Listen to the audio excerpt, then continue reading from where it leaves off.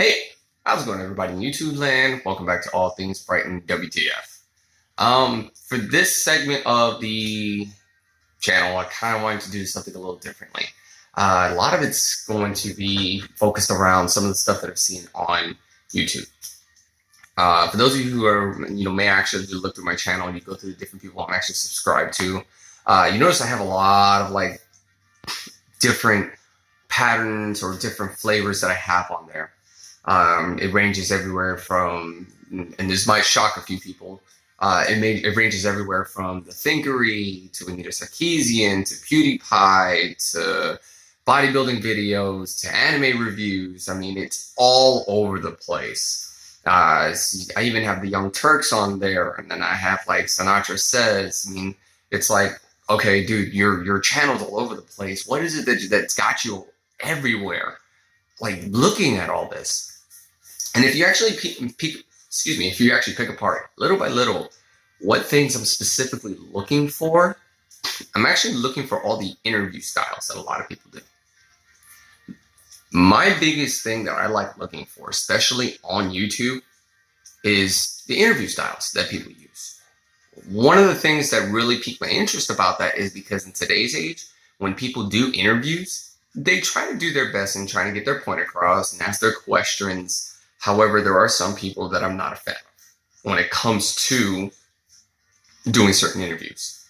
Now, it's not a specific person that I'm talking about. It is a type of person whenever it comes to doing interviews.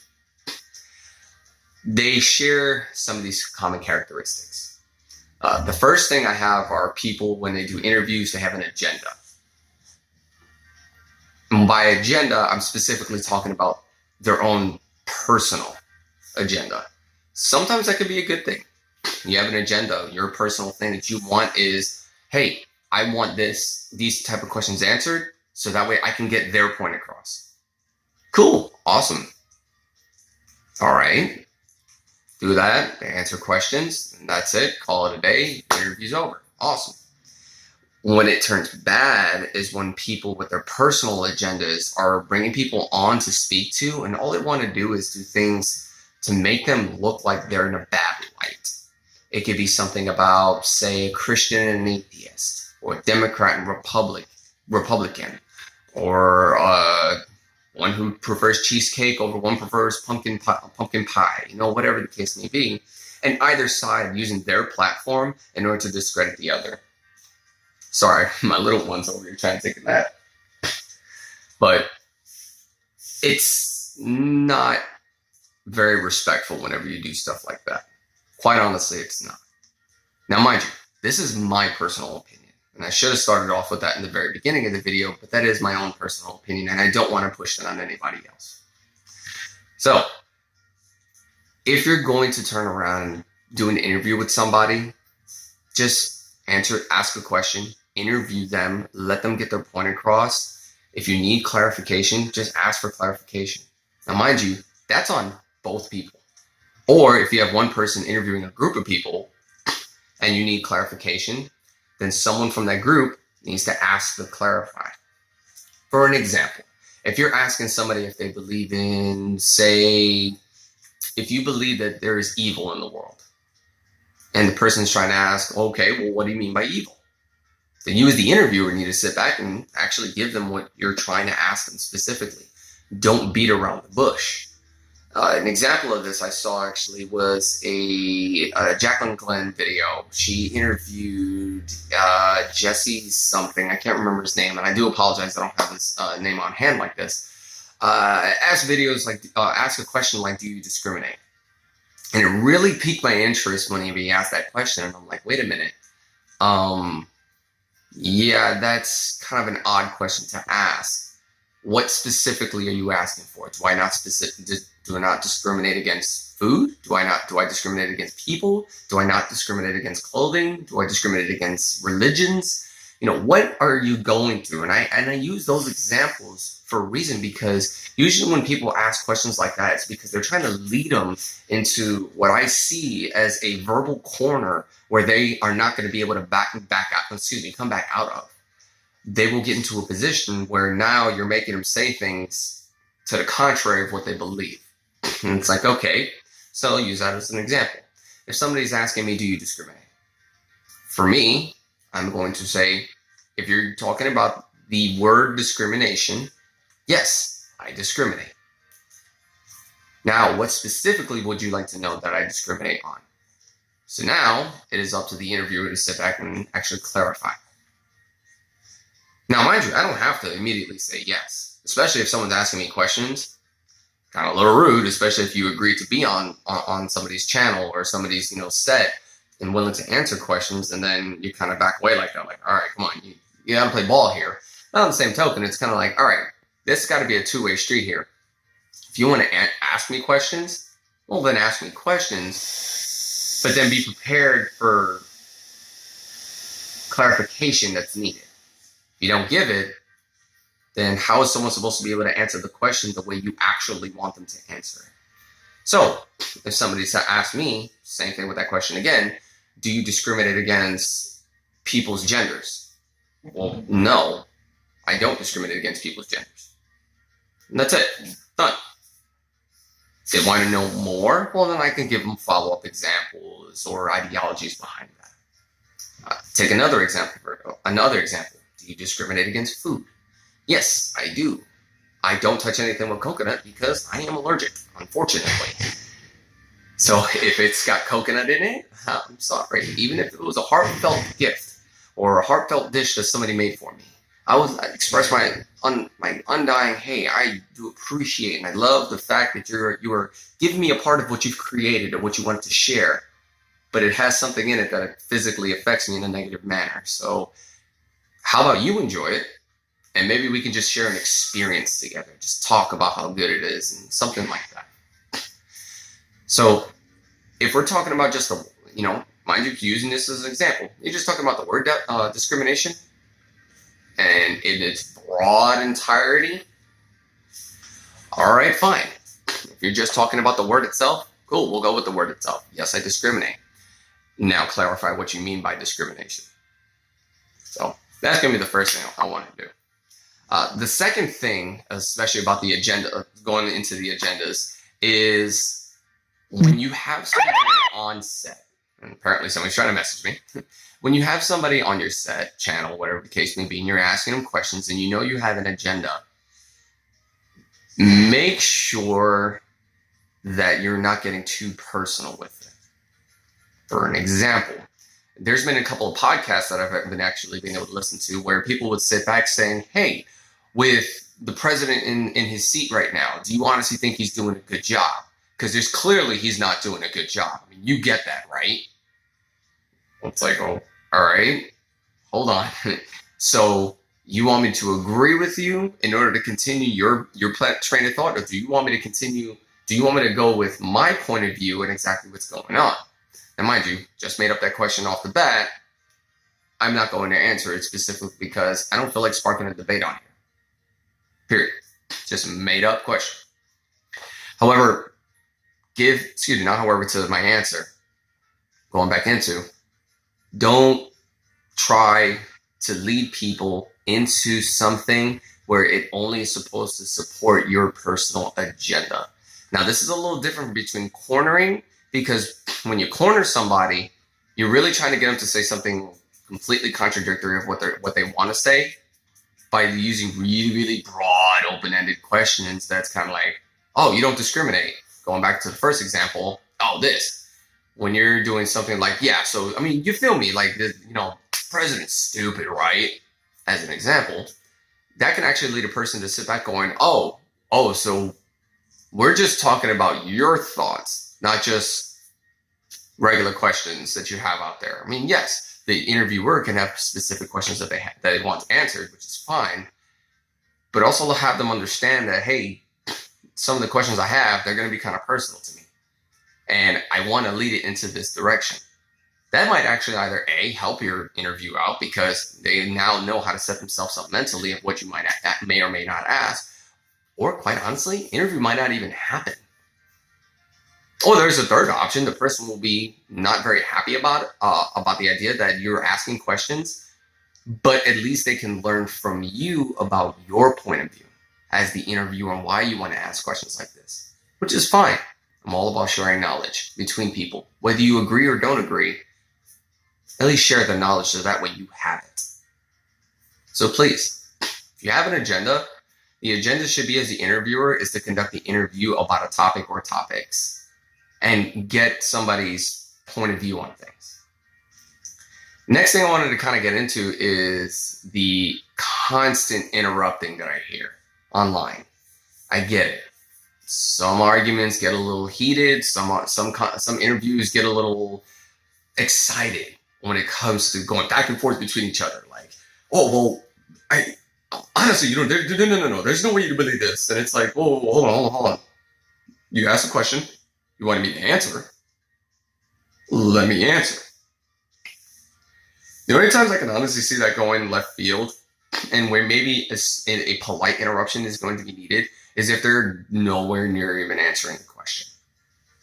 For example, this court case just came out recently, and I kind of feel like, the judge wasn't really thinking too clearly or didn't really listen to the jury when they gave their verdict on this person.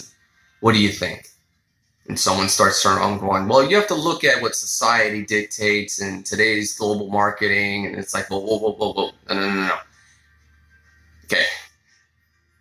We're talking about the judge specifically, not global marketing or anything else. We're talking about the judge.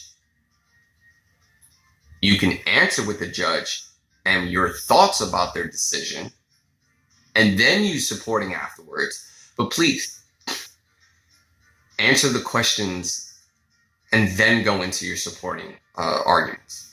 So for example, okay, somebody asked me, do I believe the earth is flat?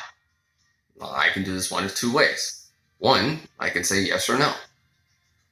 Easy. Or two, I can go completely around the question itself. Well, flat earthers these days just don't even know what the heck they're talking about, blah, blah, blah. Well, hold on. I'm just asking if you believe there's a flat earth or not. That's it. So this definitely needs to go back and forth between the interviewer and interviewee, because if one's going to answer and one's going to ask a question, or even vice versa, because sometimes the interviewee can actually toss a question back at the interviewer just to get, whether it's clarification or just pique their interest or poke at their brain a little bit to be like, okay, what are you really thinking here? Give them an opportunity to be able to get words out. That's really all that's needed. Let them get their words out. You don't have to sit there and go, well, I don't think you understand, what I'm talking about here. And mind you, they're clearly answering the question. Now, if you don't agree with what they're saying, that's fine. That's perfectly understandable. Then you don't agree. Okay. Next question, or hopefully I answered your question the same as best as possible. And if you don't agree, well, I'm sorry. That's it. I can't really help you there. Well, next thing I want to go with is when things start getting heated. So you as the interviewer and you as the interviewee need to understand that sometimes you'll get into topics that might not be very easy to have a conversation on. 3 different types of conversations I know that I usually need to stay away from, especially with people I don't know: sex, religion, and politics. Okay, not in that order, but I know those are 3 things that I need to stay away from, especially with people I don't know, because I don't know exactly how they're going to take that conversation. If you know me, and those of you who do understand me, I'm more than happy to have conversations like that, because 9 times out of 10, I'm doing this. Really? Okay. And then I'll have a lot of questions afterwards. Or I'm probably going to ask you, hold on, I don't understand that. Or, wait, I didn't know that. Can you go more on that? Can you elaborate? That's just how I am. I love looking for that knowledge from another person. But there are people who will sit back and, whether using one of my 3 examples that I said, say politics, for instance, where someone turns around going, well, how can you not pick a side? For those of you who know me, I don't have a political leaning. I just sit back, I look at the facts, and I try and go as best as possible as a human being to see things the way they should be seen, not the way people just want them to be seen. which sometimes it's not easy to do. But anyway, when people sit back going, well, how can you not pick a side? All right. Well, say I have more than one person asking me this. One's a Democrat, one's a Republican. All right. Democrat, ask me something that you feel is important to you. Okay. I can see your point of view.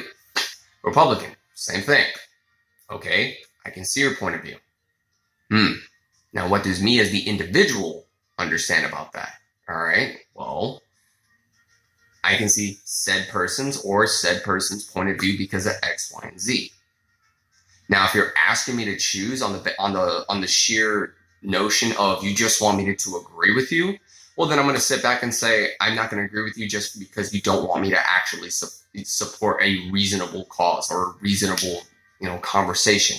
I'm going to stay to my own point. I'm going to stay to my own corner, and I'm just going to say I can see where both of you are coming from, and that's it. Now, if we're actually trying to clarify something, say in an argument where one's trying to prove one's right and one's wrong, if I can see all the facts in front of me and I can make a decision, then I'm going to do that. For instance, you have one person saying water's wet and another person saying water's not wet. Okay. They're trying to get me to understand that. All right. One person's trying to prove their argument over the other, and they're trying to use facts. I'm going to sit back and I go, okay, well, X, Y, and Z. So person A, it technically is right. I have to agree with them. These are the facts in front of them. And yes, water's wet. So for those of you who want to turn around and argue that one, please have a blast. You can do the whole submarine thing. Yes, you're wet. Period. All right, moving on to another thing. When you're having an interview, especially as the interviewee, I'm going to get off the interviewer's case. I'm going to get on the interviewee. Expect the conversation or expect the questions to make you expect some of the questions to make you not ready to answer. There will always be curveballs. I've learned this through, testing in school. I've learned this through testing in military. I've learned this through multiple different types of regular interviews I've done for jobs. And sometimes there'll be questions there that you are not ready for. And that's okay. One of the biggest things that I encourage is to tell somebody point blank, you know what, honestly, I wasn't ready for that question. That's a very good question. And you know what? Let me get back to you on that one. I'm going to go hunt down an answer for you. Now, this is where I have to get back on the interviewer. If you're trying to push for something, like, no, you can answer this question. All right? If you're telling me I can answer this question, but I'm trying to explain to you that I wasn't ready for that question, and I don't know anything about that topic, so I can't really give my 2 cents on it, then what are you actually trying to ask me? So, for an example, I see him for an interview between, I think somebody was critiquing like a CNN question or a Fox News question where they were asking about the lady who, the bakery incident, where the couple was asking for a cake, for a cake to be made, and then somebody else turned, the store basically said no. Somebody asked me a simple question, or they thought was a simple question out of the sheer blue. And mind you, I had no idea this happened. I don't really watch news that much. I watch, some of this stuff on YouTube. It's more of a comedy or anything about video games, but it's more comedic relief that I look at YouTube. And this person turned around and asked me, hey, wasn't that store kind of wrong about this? I'm like, what are you talking about? So they explained the situation, about the denial of service. And I was like, oh, honestly, I had no idea about that. I honestly can't weigh in. And they were like, yeah, you can chime in. It was wrong, right? Whoa. I have no knowledge about this. Like, I don't really know what you're talking about. I need the full story of what you're talking about. So that's why I can make a logical answer on it. If you're just getting me to answer something just to kind of going back to what I talked about before, just for the sake of helping your agenda and you're just cornering me just to make me just say something just for the sake of saying something, I'm sorry, I can't really help you. Normally, that's going to make an interview go really quickly. It really is. And then other people are probably going to look at you as the interview like, what, this person's stupid? That's fine. Let people say what they want to say. It's not going to stop you as a person, at least admitting as an honest person that, wow, you know what? I really don't know everything. And that's something that we definitely need to understand. We don't know everything. So as an interviewer and as an interviewee, understand that sometimes people aren't going to be prepared for stuff. So for another example out of that would be, say, when the interview responds with a retort that confuses the interviewer. Now, an interviewer needs to understand that you might get some replies that you are not going to be ready for. Jordan Peterson actually had an interview with somebody that they asked them about, how are we lobsters? And it really went into a notion of who we are as individuals, in a hierarchy and responsibilities. And there were several questions out of there that really made the interviewer had to stop and really think about what her next question was, mentally, tactfully. Like, okay, I know I'm trying to push this specific agenda for this interview, and my interviewee just one-two'd me with a response that I was not going to be prepared for. I mean, when you're told, yes, you should ask questions, more power to you. You should be seeking for the truth. And I commend you for it. That's great. That's awesome. And you can't help but sit back going, you got me on that one. Expect that. Expect that your interviewee is going to toss something back at you that you're not going to be ready for. And that's okay. There's nothing wrong with that. Especially if you don't have stuff to back it up. You can concede a question. It's fine. Most of the time when it comes to interviews, people have fears, big fears, and actually going back and forth as to what they should say, what they shouldn't say. Do I tread lightly here? Do I tread lightly there? Talk with the person first before you can even start the questions. Hey, I know this is going to be the first time we're interviewing, but do you understand how I interview? You know what? These are the types of questions I've asked in my last interview. If you have a video about it, show them. So that way they know, okay, prior to this is how this person, asks questions. For me, if anybody wants to interview me, which, by the way, if anybody does watch this and they want to do a live cast where you want to ask me different questions, I'm more than happy to answer as best as possible.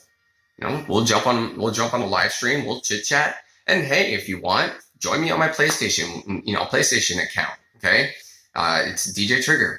And I'll put my name on YouTube. So this way, if you want to add me on YouTube, that's perfectly fine. We'll joke, we'll kick it.